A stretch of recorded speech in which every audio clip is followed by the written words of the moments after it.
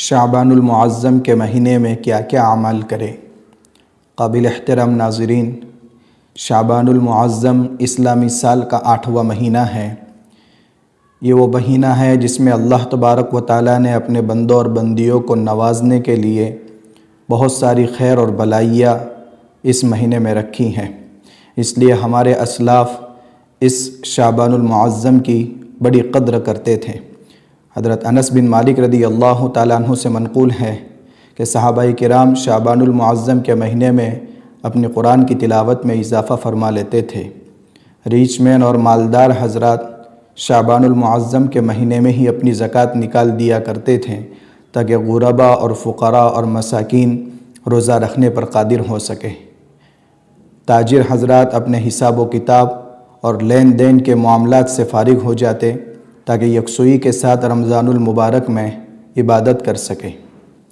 یہ وہ مہینہ ہے، حضرت اسامہ بن زید رضی اللہ تعالیٰ عنہ نبی کریم صلی اللہ علیہ وسلم کی روایت نقل فرماتے ہیں کہ اس مہینے میں بندوں کے اعمال اللہ کی بارگاہ میں پیش ہوتے ہیں، لیکن لوگ اس مہینے میں اکثر غفلت کا شکار ہوتے ہیں۔ اس لیے ہمیں چاہیے کہ شعبان المعظم کے مہینے میں 5 کام ضرور کرے۔ نمبر 1، شعبان کے چاند کو دیکھنے کا خوب اہتمام کرے۔ حضرت عائشہ صدیقہ رضی اللہ تعالیٰ عنہ فرماتی ہیں، کان رسول اللہ صلی اللہ علیہ وسلم یتحفظ من ہلال شعبان ما لا یتحفظ من غیرہ۔ اللہ کے نبی صلی اللہ علیہ وسلم شعبان المعظم کے چاند کو دیکھنے کا جتنا اہتمام کیا کرتے تھے، کسی اور مہینے کا اتنا اہتمام نہیں ہوتا تھا۔ تو ہمیں چاہیے کہ پہلا کام شعبان المعظم کے چاند کو دیکھنے کا اہتمام کرے۔ دوسرا کام، شعبان المعظم کا جب چاند نظر آ جائے تو مسلسل اس مہینے میں برکت کی دعا کرے، اللہم بارک لنا فی شعبان وبلغنا رمضان۔ اے اللہ، شعبان کے مہینے میں برکت عطا فرما اور عافیت کے ساتھ رمضان تک پہنچنے کی توفیق مرحمت فرما۔ تیسرا کام ہمیں یہ کرنا ہے کہ اللہ تبارک و تعالیٰ کی طرف سے جتنی توفیق ہو روزوں کی کثرت کرے۔ حضرت عائشہ صدیقہ رضی اللہ تعالیٰ عنہ فرماتی ہیں، ما رأیتہ فی شہر اکثر منہ صیاما فی شعبان۔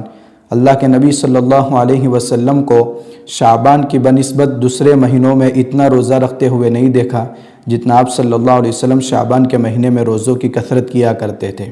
چوتھا کام ہمیں رمضان کی تیاری کے لیے کرنا ہے۔ رمضان کی تیاری 2 اعتبار سے ہے، ایک دنیاوی اعتبار سے اور ایک دینی اعتبار سے۔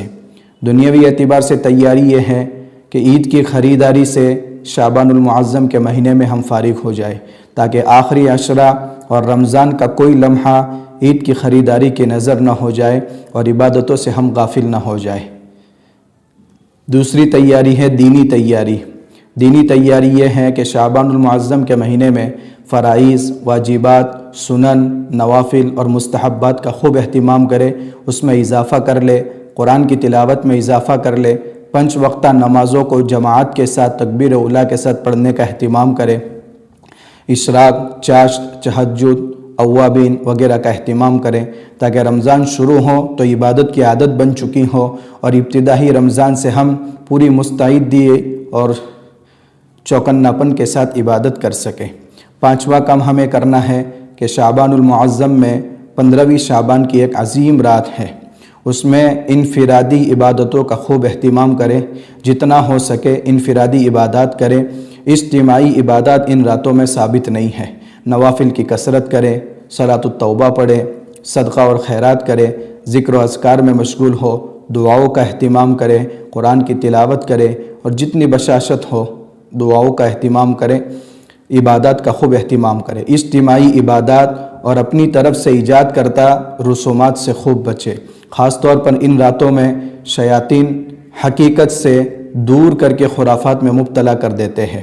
اس لیے ہمارے نوجوانوں کو چاہیے کہ خاص طور پر اس رات میں آتش بازی، پٹاخے بازی، چراغاں کرنا، ہجوم کے ساتھ قبرستان میں جانا، اور عورتیں خاص طور پر ان راتوں میں حلوے وغیرہ بناتی ہیں، ان چیزوں میں اپنا وقت ضائع نہ کرے۔